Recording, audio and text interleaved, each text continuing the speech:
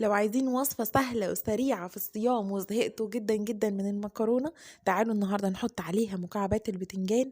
ما اقولكوش هتغير من طعمها ازاي وهتدي طعم جديد جميل جدا، من غير وقفة كتير، من غير مجهود، من غير ما احمر البتنجان، من غير قلي، ومن غير اي مجهود نهائي، وكمان مفيش مواعين كتير. تعالوا نبدأ على طول في الفيديو. بس لو اول مرة بتشوفوني، انا اسمي مريم ودي قناتي.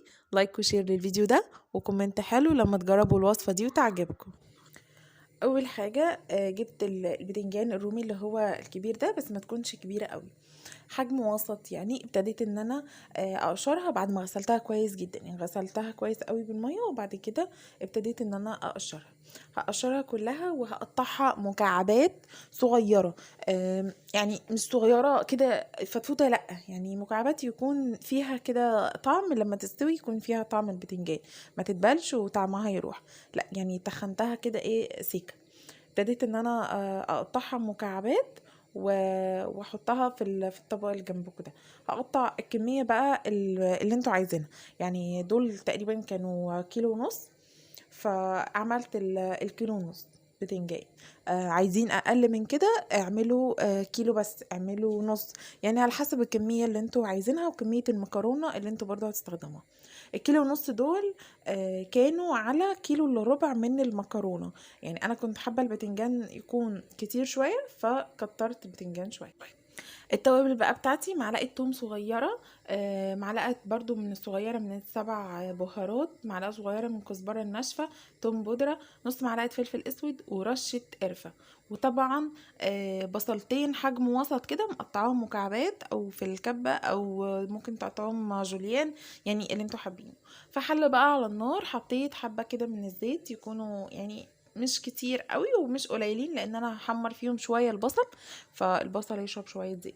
فهحمر البصل، او يعني ان هو يبتدي ان هو يدبل كده سيكه، هيبتدي يدبل شويه وبعد كده هقول لكم هنعمل ايه. هقلب فيه، انا مش عايزاه لونه يحمر، مش عايزاه ياخد لون اصفر او غامق، لا، عشان لسه هقلب فيه تاني لما احط التوم، ولسه هقلب فيه برضو ثواني كده بعد التوابل، فعشان ما يتحرقش معايا، يبقى يعني يبتدي يدبل ويبتدي ان هو ياخد لون. هوطي النار وابتدي ان انا اضيف التوم بتاعي كده اهو. طبعا انا بجري الفيديو، يعني هو بصوا خلاص الاطراف بتاع البصل خلاص ابتدت تاخد لون يعني. فحطيت معلقه التوم صغيره كده بس مليانه، حطيتها على البصل وابتديت ان انا اقلب فيها.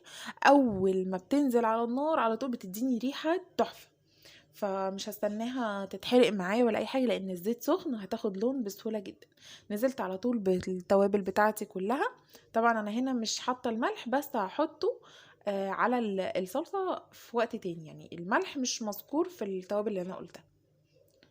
خلاص قلبتهم مع بعض، مش هستنى كتير عشان التوابل ما تتحرقش، يا دوبك بس بتطلع ريحتها، وانزل على طول بالبتنجان اللي انا قطعته مكعبات. هبتدي ان انا اقلب فيه كويس جدا، اخلطه بكل التوابل والبصل والثوم وكل الحركات اللي احنا عملناها دي، اقلب فيه شويه.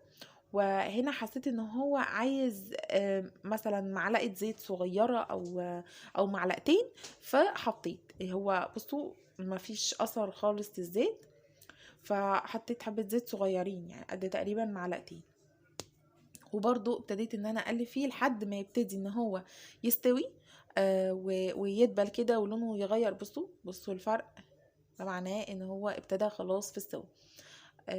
اهو ادي الزيت اللي انا حطيته، بصوا حبة صغيرين جدا. قلبت فيه شوية، بصوا كده اهو، ودي مرحلة تانية، خلاص كده يعتبر استوى، يعني داخل في السوا خلاص. هنزل بعد كده بقى بالطماطم بتاعتي.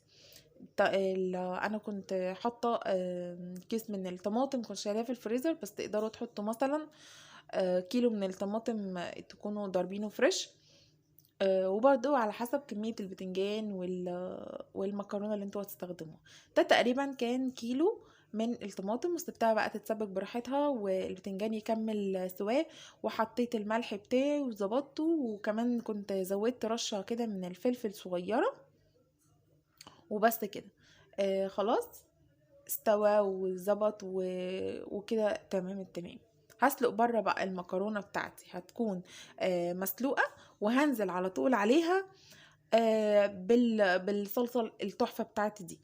لو حابين ان انتوا تشيلوا حبه من الصلصه، جزء كده بره، لو المكرونه قليله وحاسين ان الخلطه دي كتير على المكرونه، ممكن تشيلوا جزء منها بره، وتحطوا بقى المكرونه اللي انتوا سلقتوها بره عادي، تحطوها على الخلطه دي وتقلبوها وبس كده، وهتدوقوا بقى احلى مكرونه في الدنيا. يعني طعم جديد، طبعا سهله وسريعه من غير تكاليف خالص. حبه بتنجان صغيرين وبصله او بصلتين وحبه توم عملوا لي وصفه جديده جميله جدا. جربوها وقولوا لي رايكم، اكيد اكيد هتعجبكم، كمان مفيده جدا. وبس كده، ده الفيديو بتاعي النهارده، يا رب يكون عجبكم. لو وصلت معايا لحد دلوقتي اعملوا لي بقى لايك للفيديو الجميل ده، وسبسكرايب للقناه لو لسه ما عملتوش سبسكرايب، وتفعلوا الجرس عشان يوصل لكم اشعار بكل وصفه جديده بنزلها هنا على القناه. واشوفكم بقى في فيديوهات تانية كتير جدا.